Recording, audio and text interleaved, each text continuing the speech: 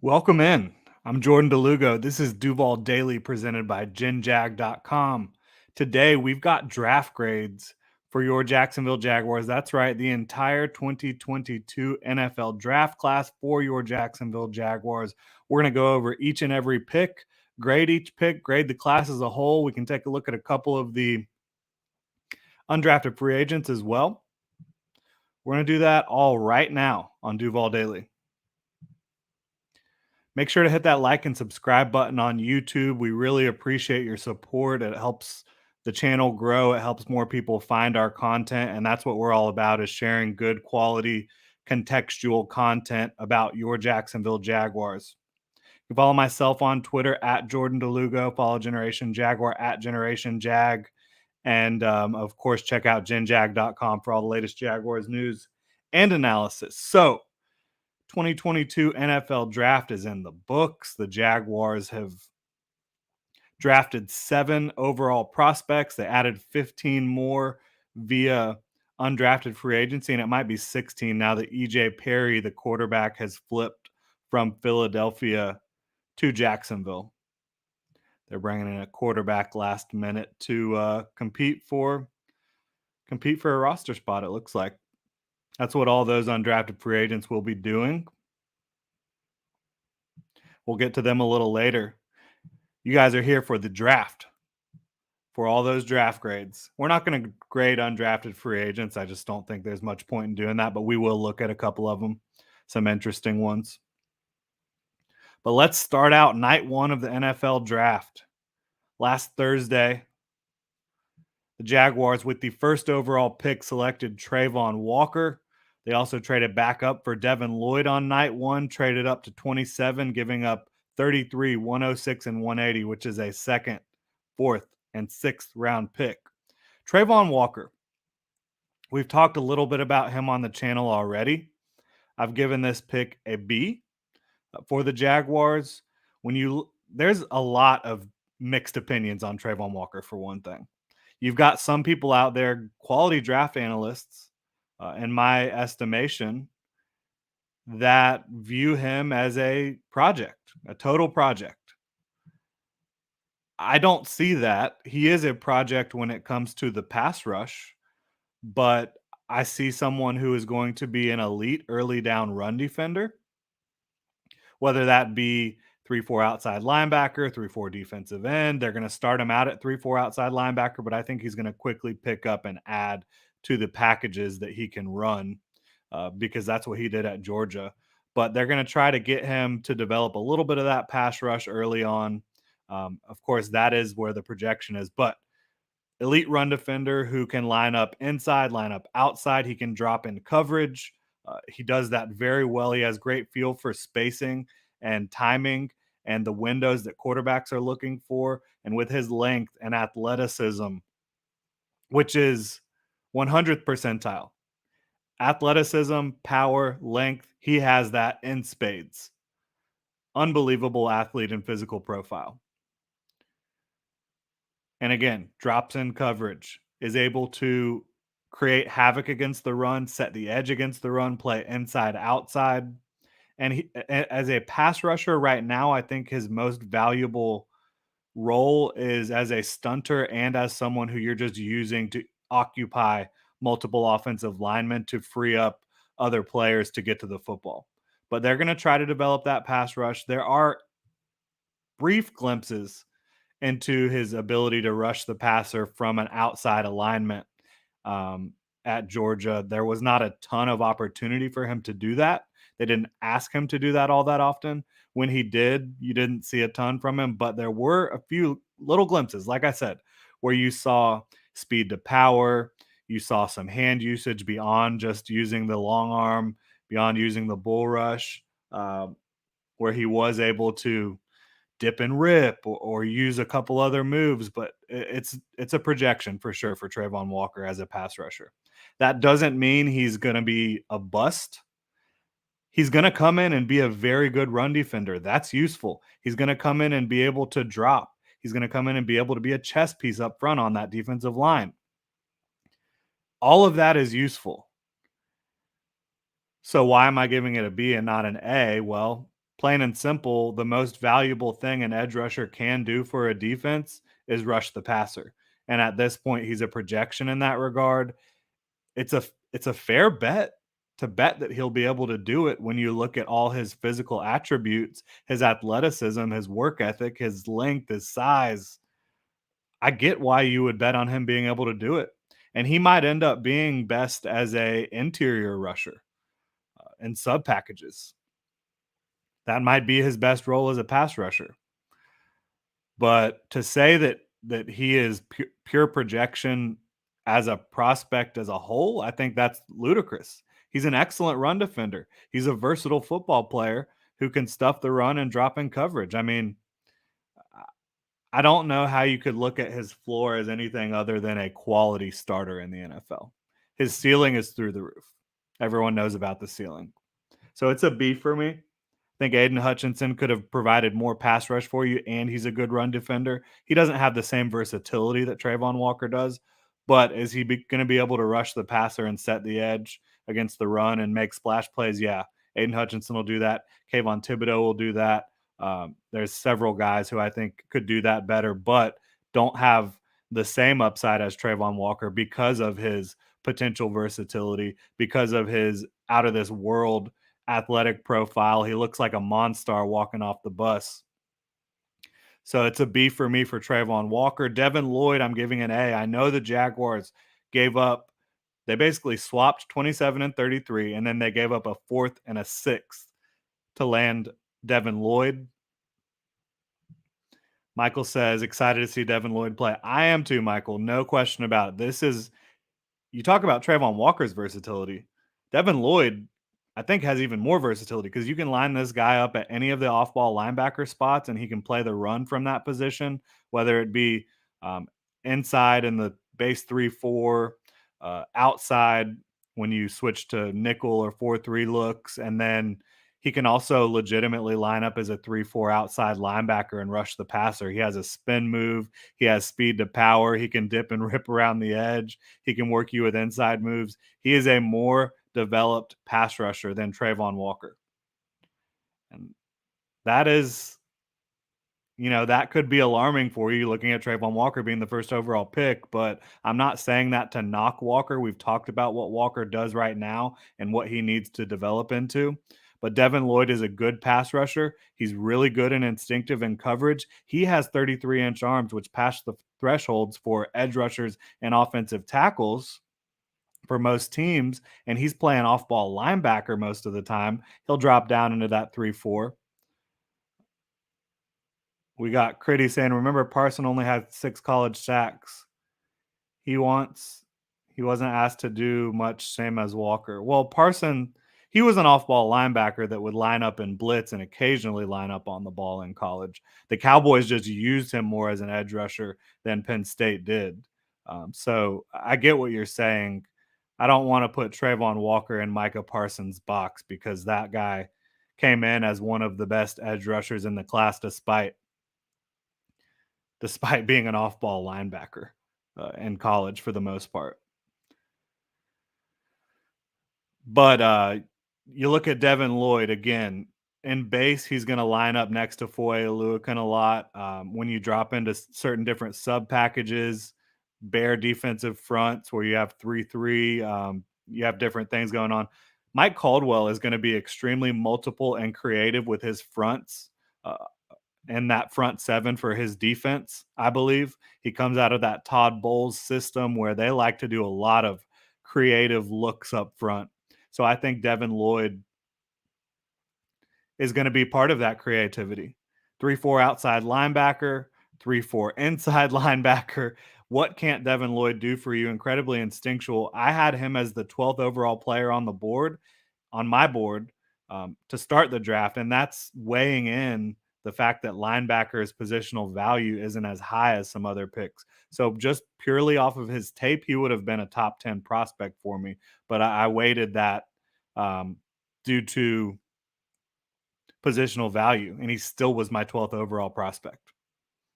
So yeah, Devin Lloyd is a resounding A. He's going to be high motor, high work ethic, character and culture fit in Jacksonville with his positive energy. He's going to be multiple. He's really good in instinctual and coverage with his length and feel for zones.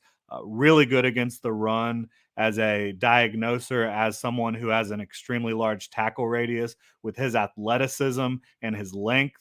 And then also the ability to come down into the box as a 3-4 outside linebacker and rush the passer. Super special player.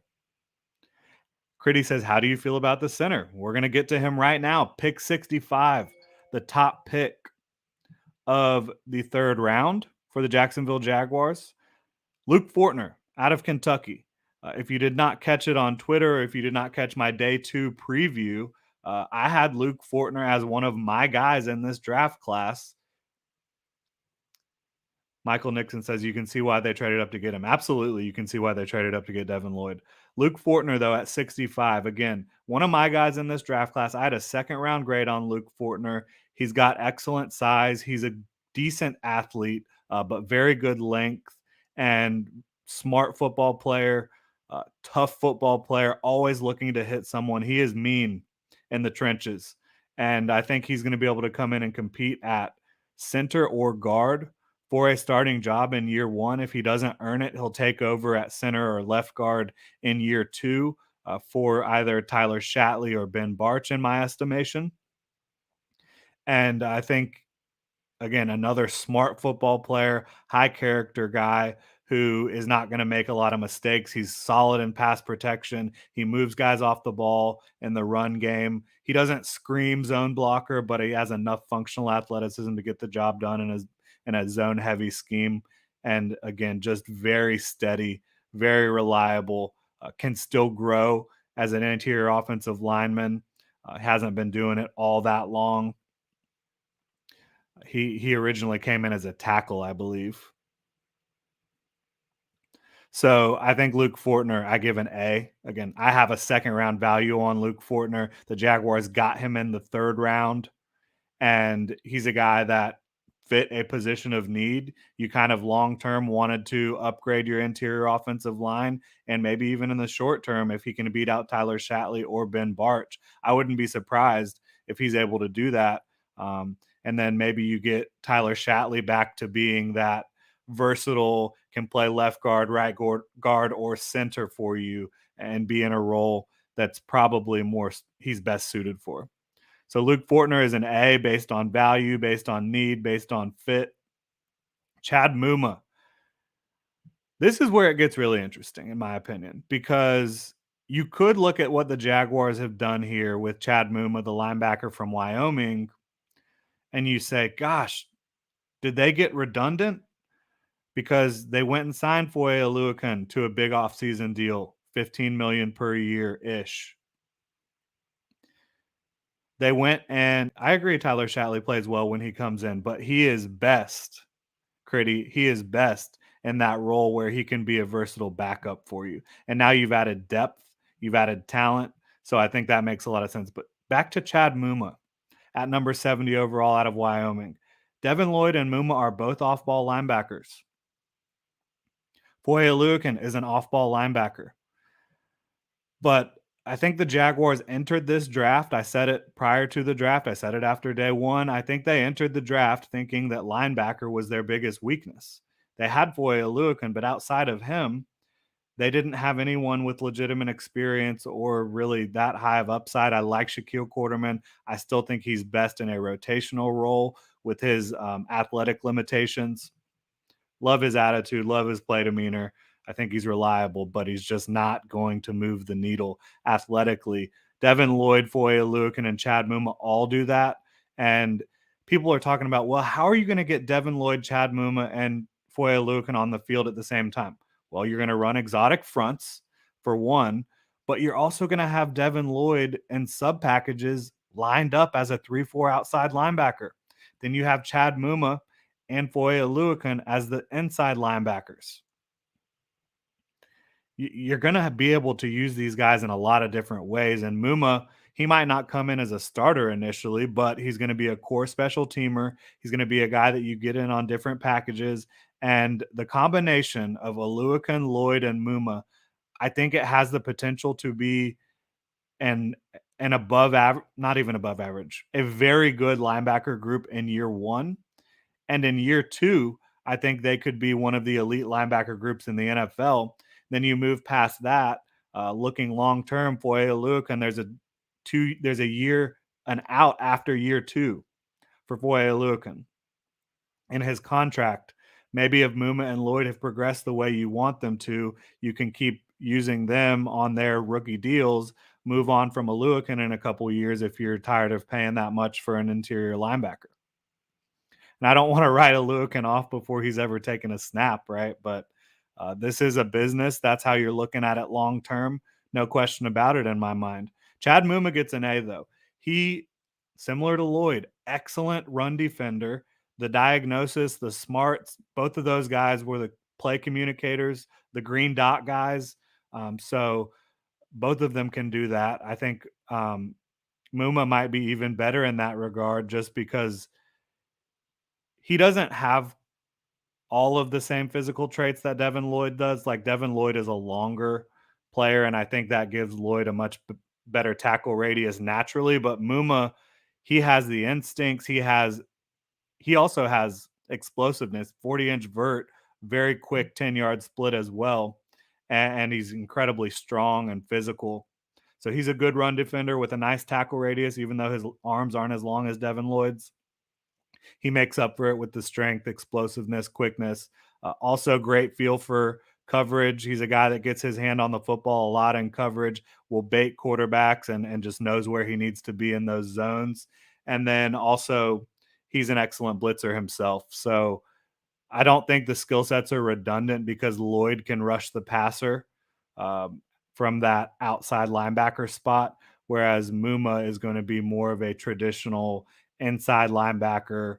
Um, but again, he can blitz, he can play the run, and he can drop into zones and be really effective for you. So I think the Jaguars linebacker core went from a weakness to a strength, maybe the strength of the team purely from a talent perspective. Chad Muma and Devin Lloyd are a big part of that. I give both of those picks A's. Now, the question you have to ask, and I think it's a fair question to ask, how do the Jaguars get them on the field at the same time? I've talked about it. I'm assuming Mike Caldwell, who comes from Todd Bowles' tree, is going to know how to get creative with these guys and use them to best of their abilities and get them on the field at the same time. Now, he has to show he can do that as a defensive coordinator. Mike Caldwell does. He's never been a defensive coordinator in the NFL before, but he's been long overdue for an opportunity to run a defense, and I believe Caldwell will figure that out. So far we've got Trayvon Walker with a B, Devin Lloyd with an A, Luke Fortner with an A, Chad Muma with an A. The next move the Jaguars made is they traded 2 6, 188, 198 for 155 to take Snoop, or for 154 to take Snoop Connor, the running back out of Ole Miss. They also then traded 157 and 235 for a 2022 fourth. We'll get to that in just a second. But looking at Snoop Connor, this is actually the pick I had the most questions about.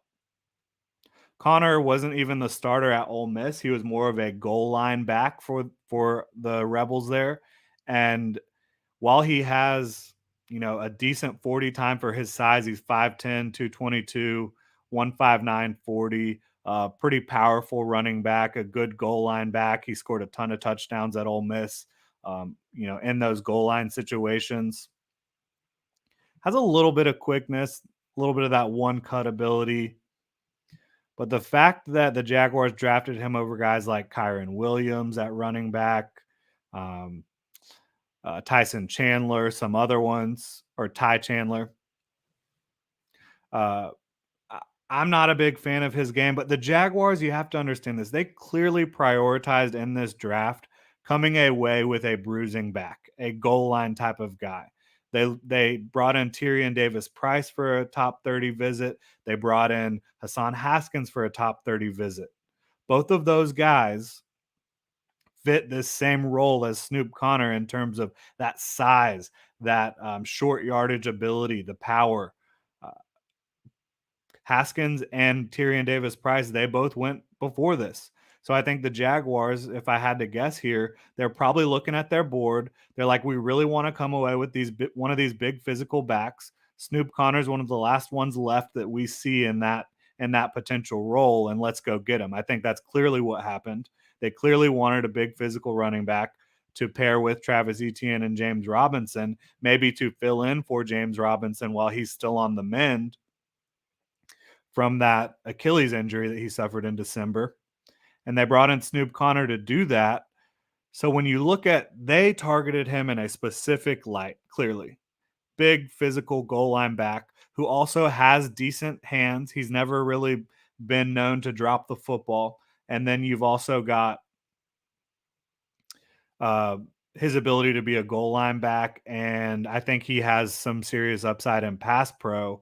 I don't think the Jaguars want to use him as a 3-down back, but maybe he does have the versatility to do that if you had to. And again, quality goal line back, decent explosiveness, not great in my opinion. I don't love the pick. I don't love trading up for Snoop Connor, but the Jaguars clearly prioritized that build, that big bulky frame that can take hits, can run through arm tackles, can score touchdowns close to the goal line, and that's Snoop Connor. But I'm giving this one a C. I think there were better running backs available. I think there was definitely better wide receivers available at this point. Bo Melton was still on the board. Kyle Phillips was still on the board. So I thought that was a little frustrating. But it's not hard to see what the Jaguars were doing there, why they made that move. They wanted the big power back. Then they traded 157 and 235 for a 2023 fourth round pick. Buccaneers were the ones that made that trade with them. So in a vacuum, do I like trading a fifth and a seventh for a 2023 fourth? Absolutely. That 2023 fourth, when you get into next year, is going to be much more valuable than fifth and seventh combined, in my opinion. Because and I think you saw this year, the fourth round is kind of where in a lot of drafts, at some point in the fourth round, late in the fourth round, early in the fifth, you're seeing the value really kind of drop off for a lot of teams. If you can get picks in the top 120, top 130, as many picks as you can in that range, I think that's where you're going to have a higher success rate of drafting players that are quality players that come in and either find a role or become starters for you. I've always been a proponent of getting as many top 100 picks as you can. Uh, and I think over the last couple of years, I've kind of expanded that idea into the top 120, top 130 sort of range. When you look at fifth, sixth, and seventh round picks, it is even more of a crapshoot than the rest of the draft. I really think if you can get as many fourth round picks and higher as you possibly can, that's a good thing. And so the Jaguars have set themselves up better next year. Now they have that extra fourth round pick. They can start being creative with their draft board, with different trade opportunities, with a lot of different potential scenarios. So that's an A for me. That move, that trade, getting a 2023 fourth for a fifth and a seventh. And in a lot of areas, this draft class was not super deep. But right after this, with the Jaguars' last two picks, they capitalized on an area of the draft that was very deep, and that was cornerback. At 197, they got Gregory Jr. from Wichita Baptist, which is in Arkadelphia, Arkansas. I'm sure all of you have heard of Arkadelphia before, right, guys? I know I have. Wichita Baptist. I think he's the first player ever drafted from Wichita Baptist, but Gregory Jr. has size, 6 foot, just under 200 pounds. He acquitted himself well at the Senior Bowl, played very well there overall, and I think he's on an upward trajectory. He fits into the culture the Jaguars are building. He's a classroom kid, workout warrior, has really obviously worked his way up to even get drafted. I think he has potential to fit in this zone scheme for the Jaguars that they're going to be running a lot of and stick on the team long term. And when you're talking about a sixth, a seventh round pick, that's all you're looking for is somebody you can bring in, they can make the team, and they can develop in your system. And I think Monteric Buster Brown at 222 out of Arkansas is another guy, similar size, not as athletic. Gregory Jr. was a good tester overall. He didn't have elite 40-yard dash speed, but everything else was pretty impressive for Gregory Jr. Monteric Brown, not as impressive with the athletic testing, and on the field, you can kind of see those athletic limitations, but he's a ball hawk, really good ball skills. He's very smart, very instinctive, a guy who plays the run pretty well. I think he has a chance to make it in a zone scheme in the NFL. If you were running press man with him, I think he's going to get eaten up a lot, um, just because he doesn't have the athleticism. He has the technical ability to run press. He did that quite a lot in the SEC, picked off a lot of passes for Arkansas, but at the next level, can he do that consistently? I'm not sure. I do think he'll be best suited in what will be a zone heavy scheme for the Jaguars. If Mike Caldwell does bring over that Todd Bowles philosophy, which it's hard to imagine him not. He talked about how he wants to kind of emulate what Todd Bowles has done and who his mentors have been throughout his coaching career. So I think Caldwell will be in that vein. So Gregory Jr. and Monteric Brown, they're both B picks for me. I think there were better prospects on the board overall, but this was a very deep corner class. The Jaguars saw value in these prospects in their system, and they went and got them late in the draft, which makes a lot of sense. You look at a deep class, a class where maybe Junior and Brown in a different cornerback class could have been drafted, a round or two earlier. But because there's so much depth in this cornerback class, the Jaguars get them in the sixth and seventh rounds, and they both have decent projections to the NFL. Junior has the athletic profile, has the Senior Bowl to lean back on, has his tape where he played pretty damn well at Wichita Baptist against lower competition. And then Monteric Buster Brown, he has SEC pedigree, SEC production, did it against a lot of the best. He has all the technical refinement that you could be looking for in a draftable cornerback, but just doesn't have the athleticism.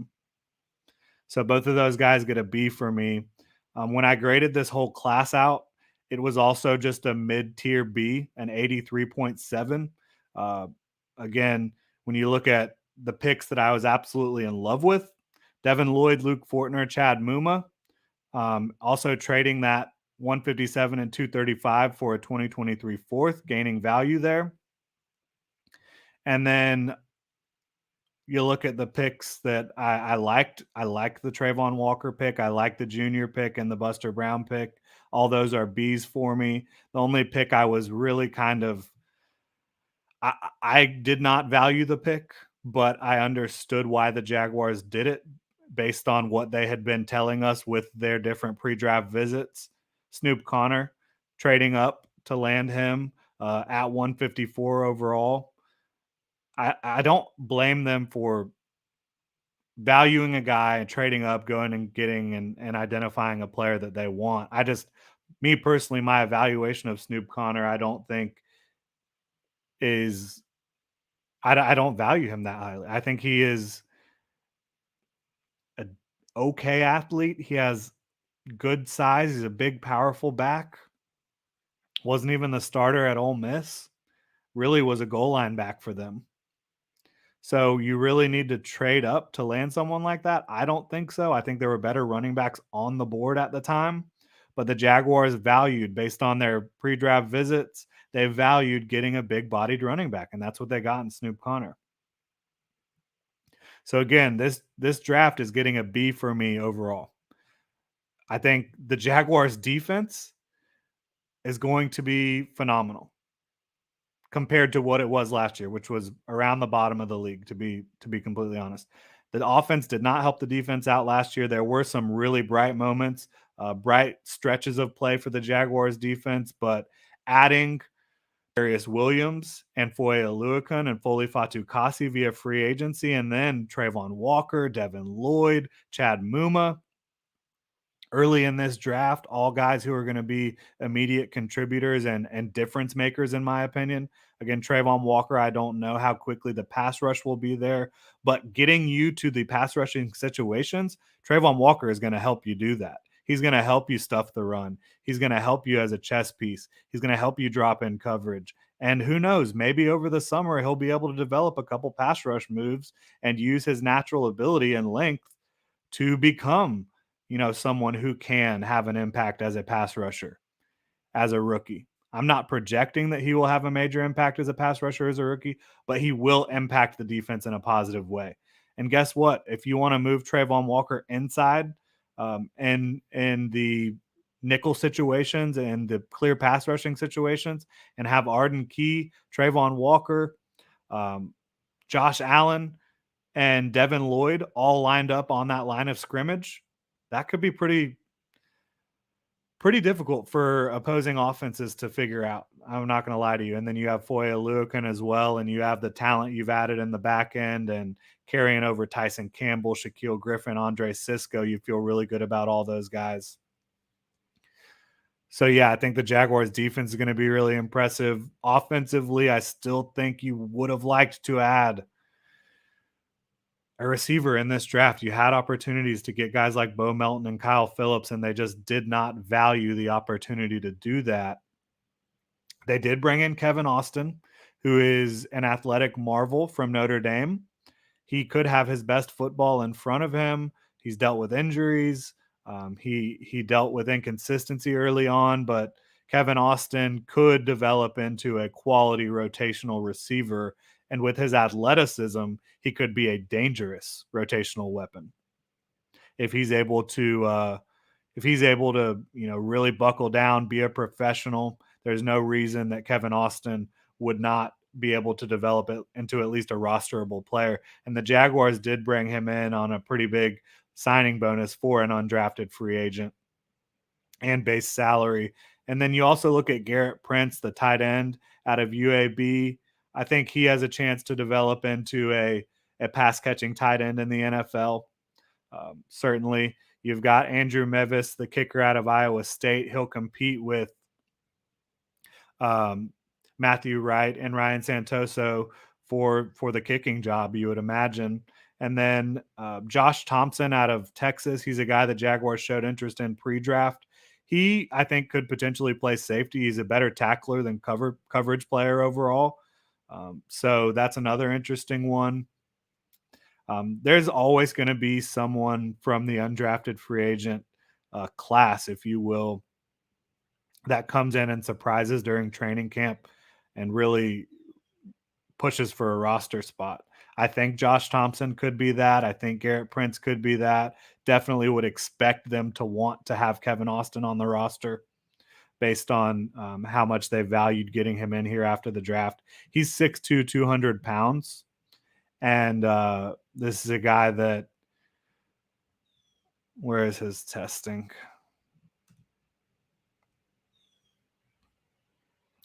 Long arms, 32 and 7/8, which is really, really good for a receiver. Again, 6'2", 200 pounds, 4'4", 340, 148, 10-yard split, 39-inch vertical jump, 11-foot broad, short shuttle of 4.15 and three cone of 6.71. Like, those are all really good numbers for Kevin Austin.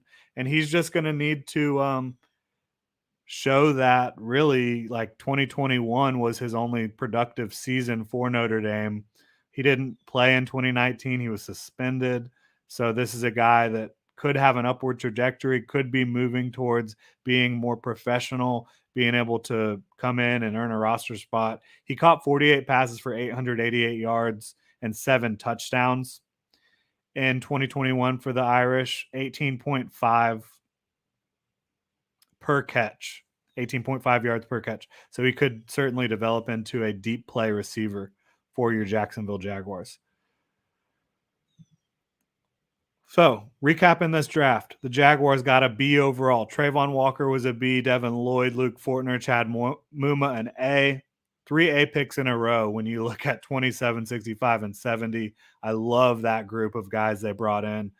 Snoop Connor, I didn't really understand. I understood what the Jaguars were doing. I don't know if I understand why they were doing it. They wanted a big power back. They got that in Snoop Connor. I think there was better prospects on the board. And especially when you look at the fact that they traded 157 just 3 picks later, the Buccaneers were able to land Zion McCollum, who's one of the best athletes at the cornerback position in the class, really has unlimited potential there. I think the Jaguars could have done better right there, but I do like trading 157 and 235 for a 4th-round pick in 2023. Then Gregory Jr. and Buster Brown both get a B from me. I think they both have a chance to have staying power, and the Jaguars get a B overall. That's going to do it. Thank you so much for tuning in, Duval. Really appreciate your support. We just dropped a really exciting new t-shirt, the Jacks Varsity Tee, over on genjag.com/shop. If you want to check that out, it's available for pre-order only. Again, that's genjag.com/shop. But that's going to do it. We really appreciate all your support. If you enjoy the content, please hit that like and subscribe button on YouTube. Helps more people find us. And check genjag.com for all the latest Jaguars news, analysis, and Duval gear.